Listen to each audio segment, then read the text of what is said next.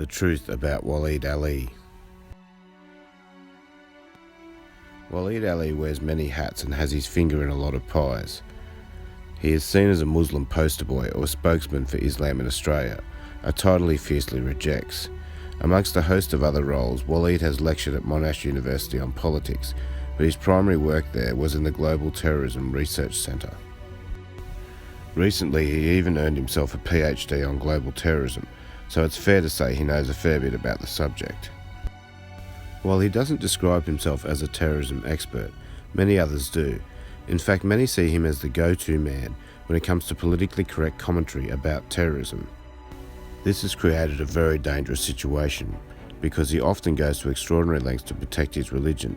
Take for instance Waleed's commentary on the Boston Marathon bombings, when he wrote the following. But it is possible too that this reticence is a product of the very real suspicion that the perpetrators are self-styled American patriots. At this point, most analysts are leaning that way. Does the act become more heinous if it's Islamist? Yes, he actually incorrectly suggested that right-wing American patriots were responsible for the death, injury and suffering that the Islamic terror attack caused. Something that he has never publicly corrected or apologised for, and probably didn't feel the need to, considering the virtual media blackout on his completely inaccurate attempt to distance his religion from the horrendous attack. But it didn't end there. In the same article, he blamed society as a whole for terrorism, justifying his comments by stating, "Let's clear something up. Our responses to terrorism are not about the loss of innocent life.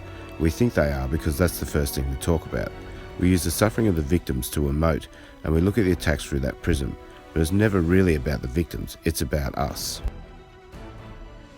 Waleed has established a pattern of not apologising for Islamic terrorism, but instead downplaying the threat by trivialising it. He has even referred to it as a perpetual irritant that kills relatively few people. In fact, when directly reporting on major Islamic attacks, he has a number of times point-blank refused to even utter the words Muslim or Islam. Of course, there are those who will say that I'm twisting Waleed's words and taking them out of context. So let's hear it from the man himself.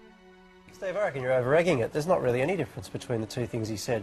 There are some refugees... Between none and a very few? No, there are some refugees who've engaged in terrorism. That's fine. You heard it. That's fine. Now, obviously, Waleed isn't saying that terrorism is fine, but it's the sort of language that he constantly uses to normalise attacks, trying to make it appear as if we're all overreacting. He has demonstrated on a number of occasions his unwillingness to accept the connection between Muslims and terrorism. He is evasive to say the least, often replying to simple statements about terrorism by deflecting the attention away from the topic being discussed.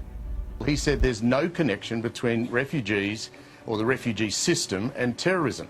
Now, we have had a number of examples in this country where refugees that have come here have been involved in terrorism. I mean, we have had Man Monis, we've had Numan Haider, we've had Farhad Jabbar, of course, the 15-year-old who shot Curtis Cheng in the head with a police pistol. So, you know, there is a connection between refugees and terrorism, and the bloke from ASIO needs to admit it. It's about the... What do you mean by connection? What does that mean?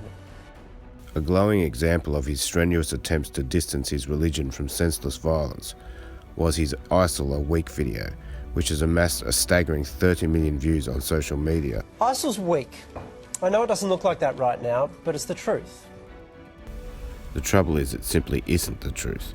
It wasn't then, and it still isn't now.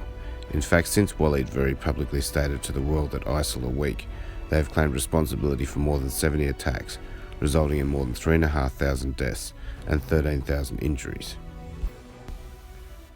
It is abundantly apparent that the only thing Waleed Ali is an expert on is refusing to accept facts and attempting to shift the blame and focus off the religion he so desperately tries to protect. Make sure you check us out on Facebook.